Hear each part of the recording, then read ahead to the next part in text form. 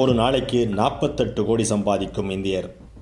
உலகத்திலேயே அதிகமாக சம்பாதிக்கிறவர் யார் தெரியுங்களா? ஒரு இந்தியர், ஒரு சர்தார்ஜி. ஜக்தீப் சிங் அவரோட பேர். அமெரிக்காவில் இருக்கிறாரு. அவரோட கம்பெனி பேர் குவாண்டம் ஸ்கேப். இந்த குவாண்டம் ஸ்கேப் என்ன பண்ணுதுன்னா, எலக்ட்ரிக்கல் வெஹிக்கிள் இருக்குது பார்த்தீங்களா, அதுக்கான லித்தியம் பேட்டரிலாம் அது தயாரிக்குது. அந்த கம்பெனியை இவர் தான் ஆரம்பித்தார்.